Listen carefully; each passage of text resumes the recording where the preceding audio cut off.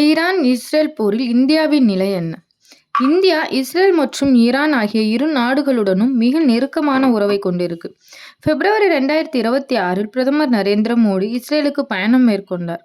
இரு நாடுகளுக்கும் இடையிலான உறவு ஸ்பெஷல் ஸ்ட்ராட்டஜிக் பார்ட்னர்ஷிப் என்ற மிக உயர்ந்த நிலைக்கு உயர்த்தப்பட்டது. பாதுகாப்பு மற்றும் ஏவுகணை தொழில்நுட்பத்தில் ஒத்துழைக்க ஒப்பந்தங்கள் கையெழுத்தாகியுள்ளன. ஈரான் இந்தியாவின் மிக முக்கியமான எரிசக்தி கூட்டாளி மற்றும் மத்திய ஆசியாவிற்கான நுழைவாயில். ஈரானை பகைத்துக் கொள்வது இந்தியாவின் பொருளாதாரத்தை பாதிக்கும். இந்தியா இதுவரை நடுநிலை நாடாக மட்டுமே இருந்து வருகிறது. இந்தியா அதிகாரப்பூர்வமாக பேச்சுவார்த்தை மற்றும் ராஜதந்திரம் மூலமே தீர்வு காண வேண்டும் என்று வலியுறுத்துகிறது. போரை உடனடியாக நிறுத்த வேண்டும் என்றும் அப்பாவி மக்கள் கொல்லப்படுவதை தவிர்க்க வேண்டும் என்றும் இந்தியா கோரிக்கை விடுத்துள்ளது. இந்தியர்களின் பாதுகாப்பு கவலைக்கிடமான நிலையில் உள்ளது. மத்திய கிழக்கு நாடுகளில் சுமார் 1 கோடி மக்கள் வசிக்கின்றனர். மார்ச் தொடக்கத்தில் போர் பதற்றம் அதிகரித்ததால் ஈரானில் உள்ள இந்திய மாணவர்கள் மற்றும் குடிமக்கள் பாதுகாப்பான இடங்களுக்கு மாற்றப்பட்டுள்ளனர்.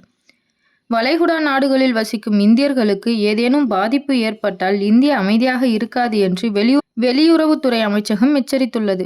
மேலும் இந்த போரின் விளைவால் இந்திய பொருளாதாரம் இரு வழிகளில் பாதிக்கப்படும் அபாயத்தையும் எட்டியுள்ளது.